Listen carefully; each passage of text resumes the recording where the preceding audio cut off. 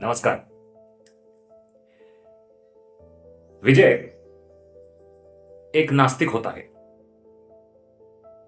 वो ईश्वर में विश्वास नहीं करता है, यहां तक कि वो कभी मंदिर की चौखट भी नहीं चढ़ता है और कभी भगवान का प्रसाद भी नहीं खाता है। लेकिन फिर उसके जीवन में एक क्षण ऐसा आता है कि वो उसी भगवान के मंदिर में जाता है और उसे कुछ मांगता है। जीवन सूत्र और सिनेमा, इसकी नई कड़ी में आपका स्वागत है।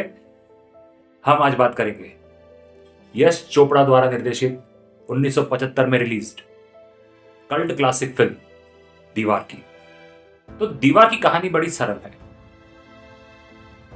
एक बच्चा विजय, जिसको उसके पिता ने छोड़ दिया है, उसके परिवार को छोड़ दिया है,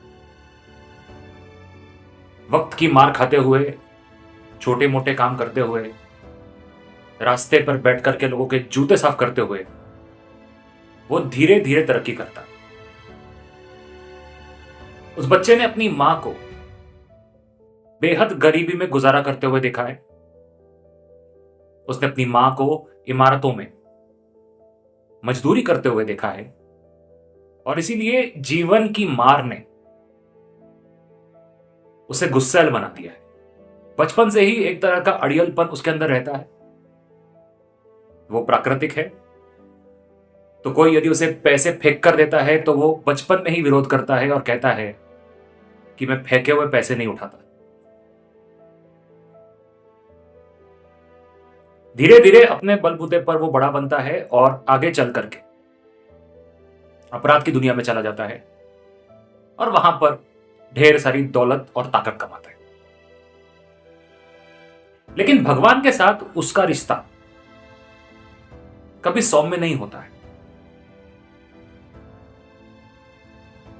कई लोग इस फिल्म को देख करके ये कहते हैं कि ये फिल्म ईश्वर विरोधी है और अमित जी का जो किरदार है वो ईश्वर विरोधी है, मगर ऐसा बिल्कुल नहीं है। किसी भी कलाकार को समझने से पहले आप उसकी मनस्थिति को समझिए। मनोवैज्ञानिक तौर पर वो कलाकार या वो किरदार जैसा है वैसा क्यों है। तो विजय बचपन से ऐसा नहीं था।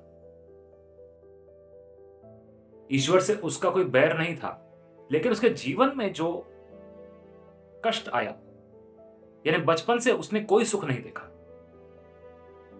बल्कि उसके साथ तो लोगों ने अन्याय भी किया, अत्याचार भी किया। अब आप विचार कीजिए कि एक बच्चे के हाथ पर लिख दिया जाता है, मेरा बाप चोर है, और वही लिखा हुआ चोर का तमगा लेकर के वो जीवन भर साथ चलता है। उसके हाथ पर वो खुदवा दिया जाता। अब उसको जिंदगी भर इस नाम के साथ जीना है। तो आप सोचिए उस बच्चे की मनोदशा क्या होगी। उसे ईश्वर से कोई नफरत नहीं है, उसे ईश्वर से शिकायत है कि उसकी मां भगवान को इतना मानती थी, तो इसके जीवन में सब क्यों। और कभी न कभी हमारे भी जीवन में हमने ईश्वर से वो शिकायत की होगी। क्यों झूठ कहना, मैंने की है। तो बचपन से उस बच्चे के ऊपर इतनी कुछ बीती है कि वो बच्चा एक समय के बाद ईश्वर के अस्तित्व को नकारना शुरू कर देता है, जबकि वो भीतर से ऐसा मानता नहीं है, परंतु वो नकारना शुरू कर देता है। क्योंकि अब एक प्रकार का अहंकार उसके अंदर आ चुका है कि कोई ईश्वर नहीं है, मुझे अपना रास्ता खुद बनाना है। और कुछ समय के बाद जब वो बड़ा आदमी बन जाता है, तो उसके जीवन में एक क्षण ऐसा आता है कि उसकी मां बहुत बीमार हो जाती है, यहां तक कि उसकी जान जाने तक की नौबत आ जाती है। और तब ये अहंकार पिघलता है और वो आखिरकार ईश्वर के मंदिर जाता है। और उस दिन उसका बचपन का जो भरा हुआ गुब्बार था वो फूट के बाहर निकलता है। जब अमित जी ये दृश्य कर रहे थे तो आप उन्हें ठीक तरीके से पढ़िए, उनकी आंखों को पढ़िए, उनके हाव भाव को पढ़िए। वो ईश्वर के विरोधी नहीं है, वो एक मजबूर इंसान है।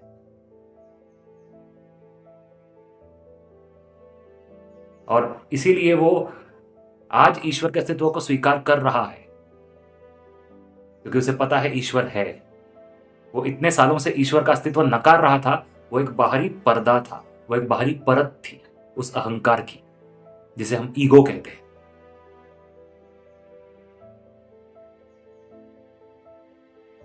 और वही होता है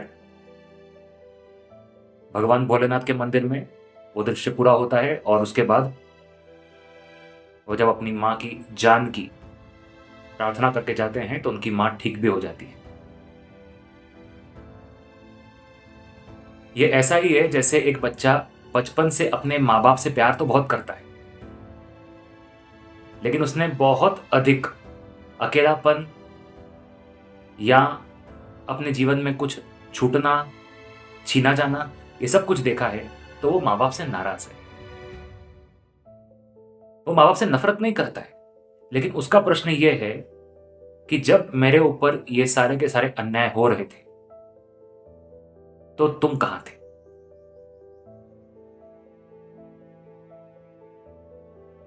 और कभी ना कभी वो ईगो, वो अहंकार, उसकी परत उतरती है, या यूं कहूं कि वो जो पर्दा होता है वो गिरता है, आप जो भी कहिए। और तब मनुष्य ये समझता है कि इसमें ईश्वर का कोई दोष नहीं था। और फिर वो लौट करके अपने भगवान के पास वापस आता है। एक गहरी कहानी है दीवार की, इतनी हल्की कहानी नहीं है। तो सलीम जावेद द्वारा लिखी गई ये कहानी सचमुच में एक महानतम कलाकृतियों में से एक है। हिंदी सिनेमा की आज तक की सर्वश्रेष्ठ फिल्मों में से एक दीवार।